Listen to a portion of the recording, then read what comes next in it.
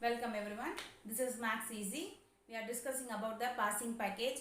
Last class ಅಲ್ಲಿ ನಾವು ಪ್ಯಾರಾಫ್ linear equation complete ಆಯಿತು. ಅದರಲ್ಲಿ 8 ಮಾರ್ಕ್ಸ್ ಕವರ್ ಅಪ್ ಮಾಡಿದ್ದೀವಿ. ಈಗ 8 ಮಾರ್ಕ್ಸ್ ಕವರ್ ಅಪ್ ಮಾಡಿದ ಮೇಲೆ next second chapter statistics discuss ಮಾಡ್ತಾ ಇದ್ವಿ. ಸ್ಟ್ಯಾಟಿಸ್ಟಿಕ್ಸ್ ಅಲ್ಲಿ yesterday we are discuss about the mean ಹೆಂಗೆ ಫೈಂಡ್ ಔಟ್ ಮಾಡೋದು ಬೈ ಡೈರೆಕ್ಟ್ ಮೆಥಡಲ್ಲಿ ಹೆಂಗೆ ಮಾಡ್ತೀವಿ ಅಂತ ನಿನ್ನೆ ನೋಡಿದ್ದೀವಿ. ನೋಡಿಲ್ಲ ಅಂದರೆ ಐ ಬಟನಲ್ಲಿ ಕೊಡ್ತೀನಿ, ಚೆಕ್ ಮಾಡ್ಕೊಳ್ಳಿ. ಇವತ್ತು ಮೀಡಿಯನ್ ನೋಡೋಣ.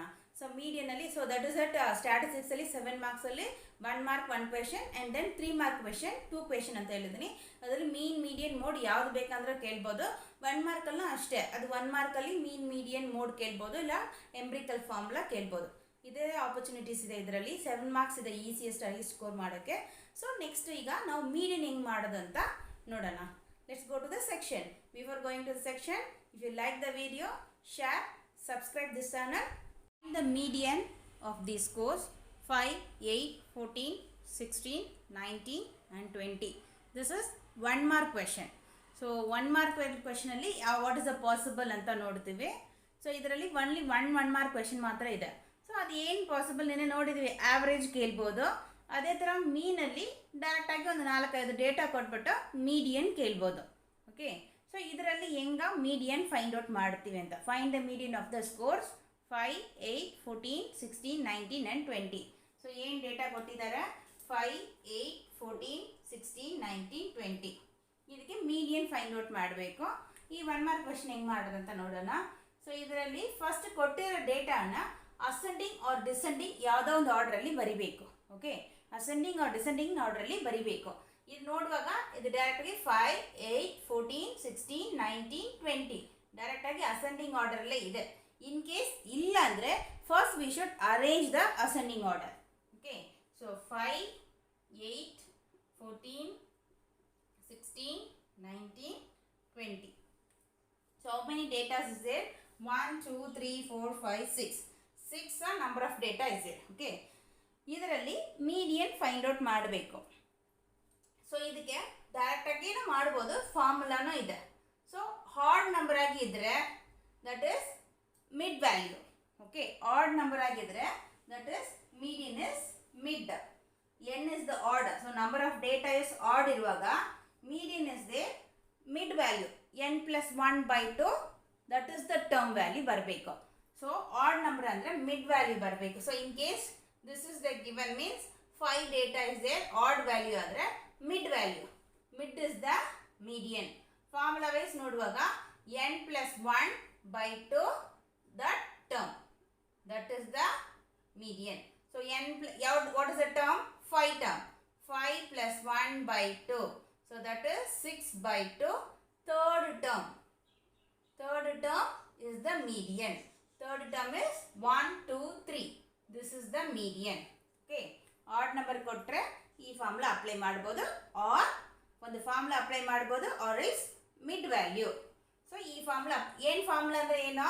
What is how many data is a +1/2 ಮಾಡಿ ಅದು ಯಾವ ಟರ್ಮ್ ಬರುತ್ತೋ ಅದು ಆನ್ಸರ್ ಇದಿಲ್ಲ, 3 ಆನ್ಸರ್ ಇಲ್ಲ, ಅದು ಯಾವ term, third term, that is the median ಅಂತ ಐಡೆಂಟಿಫೈ ಮಾಡಬೇಕು.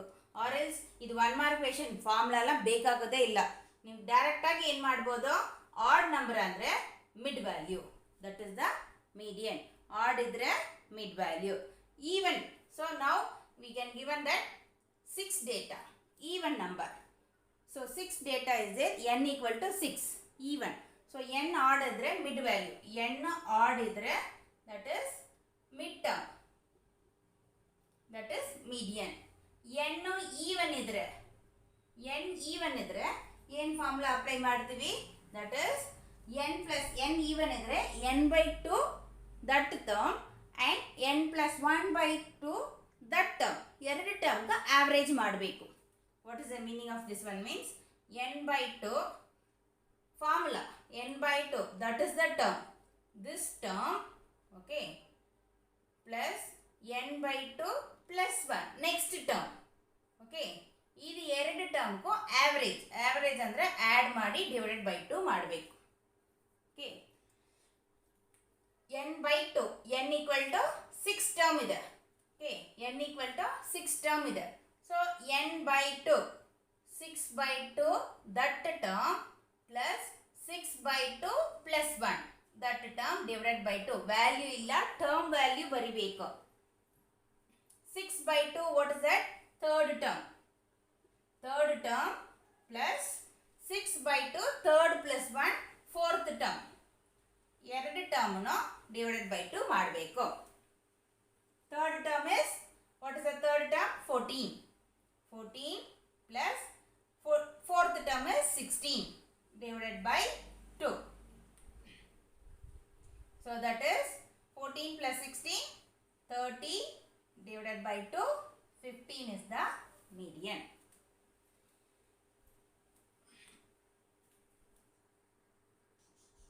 ಅರ್ಥ ಆಗಿದೆಯಾ?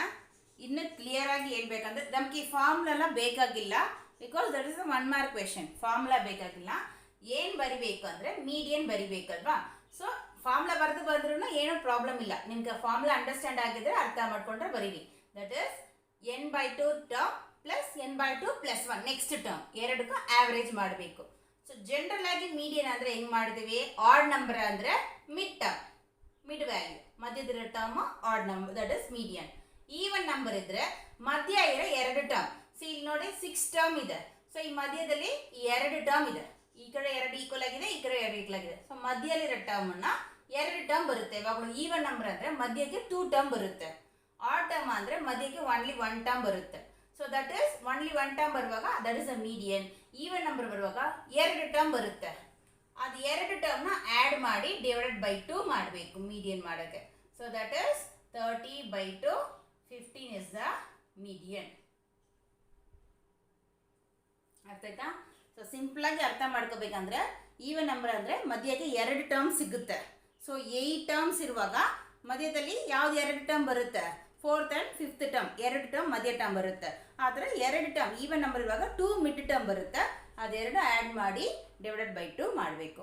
ಮಾಡಿಕೊಂಡ್ರೆ ದಟ್ ಈಸ್ ಮೀಡಿಯನ್. ಸೊ ಇದು ಓನ್ಲಿ ಡೇಟಾ ಕೊಟ್ಟರೆ, ಕ್ಲಾಸ್ ಇಂಟರ್ವಲ್ ಕೊಟ್ಟರೆ ಹೆಂಗೆ ಮಾಡೋದು? ಅದು 3 ಮಾರ್ಕ್ ಕ್ವೆಶನ್. ಫಾರ್ಮುಲಾ ಬರೆದು ಮೀಡಿಯನ್ ಫೈಂಡ್ ಔಟ್ ಮಾಡೋದು 3 ಮಾರ್ಕ್ ಕ್ವೆಶನ್. ಅದು ನೋಡೋಣ. So calculate the median from the following data. So you can find to the median. Class interval ಕೊಟ್ಟಿರ್ತಾರೆ, ಫ್ರೀಕ್ವೆನ್ಸಿ ಕೊಟ್ಟಿರ್ತಾರೆ. ಬಿಫೋರ್ ಸಮ್ಮಲ್ಲಿ ನಮ್ಗೆ ಏನು ಕೊಟ್ಟಿಲ್ಲ, ಅದು ಕ್ಲಾಸ್ ಇಂಟರ್ವಲ್ ಕೊಟ್ಟಿಲ್ಲ, ಡೈರೆಕ್ಟಾಗಿ ಡೇಟಾ ಮಾತ್ರ ಕೊಟ್ಟಿದ್ದಾರೆ. ಅದರಲ್ಲಿ ascending or descending any one of the ಆರ್ಡರಲ್ಲಿ ಬರೆದ್ಬಿಟ್ಟು ಮೀಡಿಯನ್ ಫೈಂಡ್ ಔಟ್ ಮಾಡಿದ್ದೀವಿ. ಇದರಲ್ಲಿ ಕ್ಲಾಸ್ ಇಂಟರ್ವಲ್ಸ್ ಕೊಟ್ಟಿದ್ದಾರೆ, ಫ್ರೀಕ್ವೆನ್ಸಿ ಕೊಟ್ಟಿದ್ದಾರೆ, ಮೀಡಿಯನ್ ಫೈಂಡ್ ಔಟ್ ಮಾಡಬೇಕು. ನಾವು ಮೀನ್ ಮಾಡುವಾಗ ಏನು ಮಾಡಿದ್ದೀವಿ?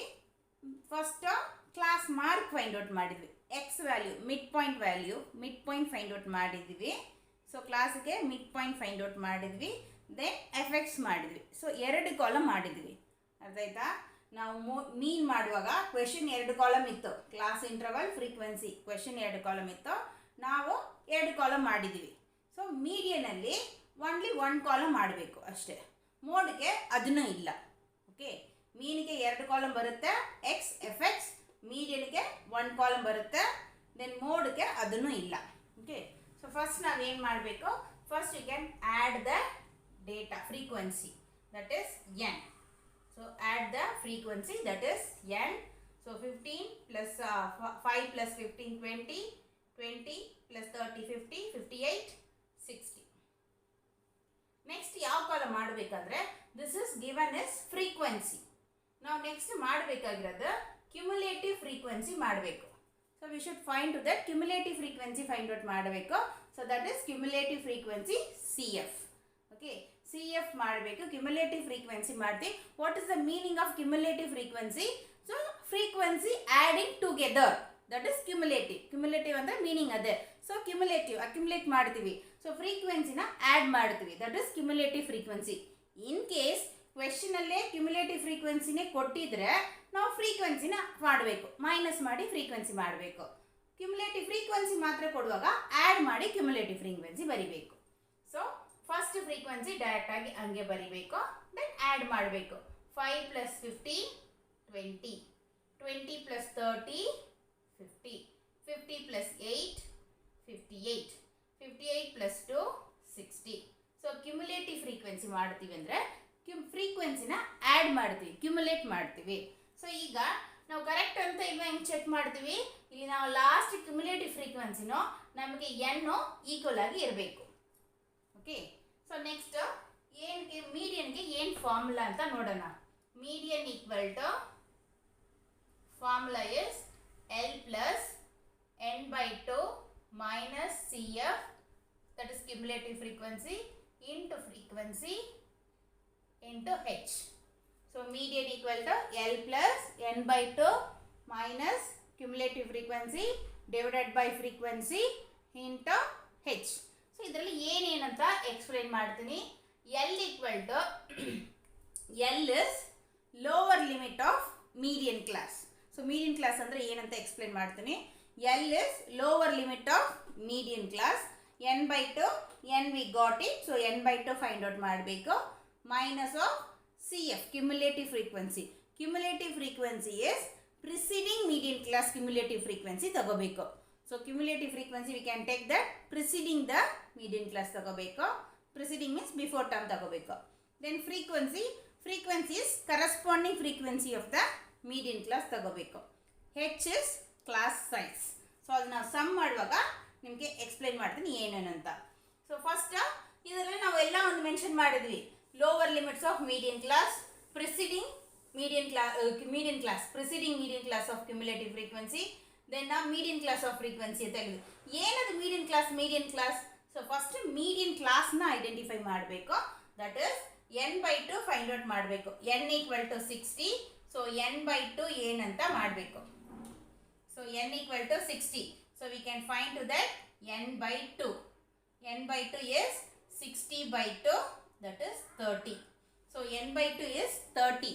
So ಈಗ 30 ಇರೋದನ್ನ ನಾವು ಕ್ಯುಮುಲೇಟಿವ್ ಫ್ರೀಕ್ವೆನ್ಸಿಲಿ ನೋಡಬೇಕು. ಈ ವ್ಯಾಲ್ಯೂ 30ನ ಕ್ಯುಮುಲೇಟಿವ್ ಫ್ರೀಕ್ವೆನ್ಸಿಲಿ ಅದಕ್ಕೆ more than equal or more than value ಅಲ್ಲಿ ತಗೋಬೇಕು. ಓಕೆ, ಸೊ ಇಲ್ಲಿರೋದು 30. ಸೊ ಇಲ್ಲಿ 5 ಇದು ಲೆಸ್ ದೆನ್ ಆಗುತ್ತೆ, 20 ಲೆಸ್ ದೆನ್ ಆಗುತ್ತೆ, 50 is a more than of 30. So ಇದನ್ನೇ ತಗೋಬೇಕು. 58 60 more than of 30. So we should take the first more than. Okay, so first more than of 30 equal or more than. ಒಂದು equal ಇದ್ರೂ ಪರವಾಗಿಲ್ಲ, but less than ಮಾತ್ರ ತಗೊಳಂಗಿಲ್ಲ. 30ಗಿಂತ ಕಡಿಮೆ ಇರೋದು ತಗೊಳಂಗಿಲ್ಲ, ಜಾಸ್ತಿ ಇರೋದು ಅವ್ರು ಈಕ್ವಲ್ ಇರೋದು ತಗೋಬಹುದು. ಅದನ್ನ ಫಸ್ಟ್ ಟರ್ಮ್ ತಗೋಬೇಕು. ಸೊ ಇಲ್ಲಿ ಇದು ಲೆಸ್ ದೆನ್, ಇದೆ ಫಸ್ಟ್ ಮೋರ್ ದೆನ್. ಸೊ ಇದಕ್ಕೆ ಒಂದು ಲೈನ್ ಹಾಕ್ಸ್ಕೊಳ್ಳಿ. This is the median class. Okay, ಈ ಲೈನ್ ಇರುತ್ತಲ್ವಾ, ಈ ಪೂರ್ತಿ full column is the median class. ಇದರಲ್ಲಿ ಈಗ ಐಡೆಂಟಿಫೈ ಮಾಡಬೇಕು. L equal to what is? L is lower limit of median class. So ಇದೇ median class. So ಇದರಲ್ಲಿ lower limit. This is the lower limit. This is upper limit. So lower limit of median class. So L is 30. ಅರ್ಥ ಆಯ್ತಾ ಈಗ ಹೆಂಗ್ ಬಂತು ಅಂತ? L is lower limit of median class. Next n/2. n/2 is 30. Next CF. CF we should take that preceding cumulative frequency of median class. So preceding ತಗೋಬೇಕು. So ಇಲ್ಲಿ cumulative frequency ಇದೆ, cumulative frequency line. So ಇದೇ ತಗೊಳ್ಳಂಗಿಲ್ಲ, ಇದು corresponding cumulative frequency. Preceding ಅಂದ್ರೆ before. So preceding ಇರೋದು ತಗೋಬೇಕು. So preceding frequency. Then frequency is corresponding frequency of median class. So frequency column ಅಲ್ಲಿ ಏನಿರುತ್ತೋ ಅದನ್ನೇ ತಗೋಬೇಕು. Then H.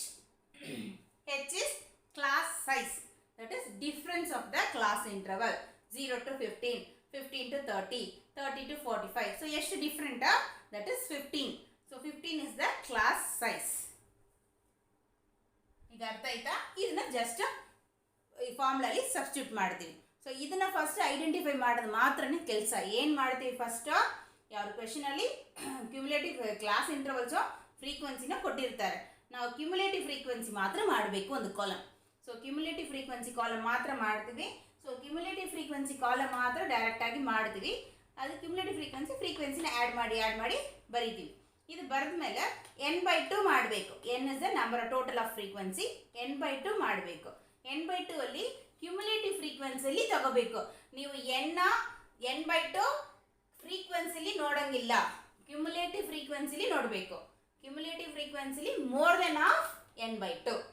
Okay, more than of or equal n/2 column ತಗೋಬೇಕು. That is median class. Median ಕ್ಲಾಸಲ್ಲಿ lower limit ತಗೋಬೇಕು L, then cumulative ಫ್ರೀಕ್ವೆನ್ಸಿಲಿ before frequency ತಗೋಬೇಕು, preceding ತಗೋಬೇಕು, ಇದು ಎಫ್. ಅಷ್ಟು ಡೈರೆಕ್ಟಾಗಿ ಸಬ್ಸ್ಟಿಟ್ಯೂಟ್ ಮಾಡಬೇಕು. ಈಗ ಫಾರ್ಮುಲಲ್ಲಿ ಸಬ್ಸ್ಟಿಟ್ಯೂಟ್ ಮಾಡ್ತೀವಿ. L plus 30 plus n/2 30 minus CF 20 by F 30 into H 50. Always ಏನು ಮಾಡಬೇಕು, ಈ ಪ್ಲಸ್ಗೆ ಇರೋಕ್ಕೆ ಮುಂಚೆ ಇರೋದೆಲ್ಲ ಸಿಂಪ್ಲಿಫೈ ಮಾಡಿ ಲಾಸ್ಟಲ್ಲಿ ಆ್ಯಡ್ ಮಾಡಬೇಕು. ಸೊ ಫಸ್ಟಲ್ಲೇ ನೀವು ಏನೇನೋ ಇದು ಮಾತ್ರ ಸಿಂಪ್ಲಿಫೈ ಮಾಡಿ ಆ್ಯಡ್ ಮಾಡಿಬಿಟ್ಟು ಆಮೇಲೆ ಮಲ್ಟಿಪಲ್ ಮಾಡಿದ್ರೆ wrong. Okay, so first 30 plus ಇದನ್ನು ಫುಲ್ ಸಿಂಪ್ಲಿಫೈ ಮಾಡಿ ಆಮೇಲೆ ಆ್ಯಡ್ ಮಾಡಬೇಕು. Okay, so that is simplify ಮಾಡುವಾಗ 30 minus 20 10 divided by 30 into 15. Simplify ಮಾಡುವಾಗ 1 time, this is the 2 time. So ಇದನ್ನು ಕ್ಯಾನ್ಸಲ್ ಮಾಡಿದ್ರೆ 5. So that is 30 plus 5 35. So median equal to 35. So class interval ಕೊಟ್ಟರೆ ಈ ಥರ ಮೀಡಿಯನ್ ಮಾಡಬೇಕು. ಇದು 3 ಮಾರ್ಕ್ ಕ್ವೆಶನ್. ಅರ್ಥ ಆಯ್ತಾ? ಸೊ ಕ್ಲಾಸ್ ಇಂಟರ್ವಲ್ ಫ್ರೀಕ್ವೆನ್ಸಿ ಕೊಟ್ಟಿರ್ತಾರೆ, ಕ್ಯುಮುಲೇಟಿವ್ ಫ್ರೀಕ್ವೆನ್ಸಿ ಮಾಡಬೇಕು, n/2 ಮಾಡಬೇಕು. ಅದರಲ್ಲಿ more than of n/2 first column ತಗೋಬೇಕು, ಮೀಡಿಯನ್ ಕ್ಲಾಸ್. ಅದರಲ್ಲಿರೋ lower limit that is L, lower limit, then frequency corresponding frequency F. C F ಮಾತ್ರ ಮೇಲಿರೋದು ತಗೋಬೇಕು, ಪ್ರಿಸೀಡಿಂಗ್ ಸಿ ಎಫ್ ತಗೋಬೇಕು. then h is the class different, okay, class size. then formula definite ಆಗಿ formula ನೆನಪಲ್ಲಿ ಇರಬೇಕು. l plus n/2 minus cf divided by f into h. ಅದರಲ್ಲಿ substitute ಮಾಡಬೇಕು, full ಇದು ಸಿಂಪ್ಲಿಫೈ ಮಾಡಿ ಲಾಸ್ಟಲ್ಲಿ ಆ್ಯಡ್ ಮಾಡಬೇಕು. So that is median of statistics. So ಈ ವಿಡಿಯೋ ನಿಮಗೆ ಇಷ್ಟ ಆಗಿದ್ರೆ ಲೈಕ್ ಮಾಡಿ, ದೆನ್ ಶೇರ್ ಮಾಡಿ, subscribe this channel. Thank you.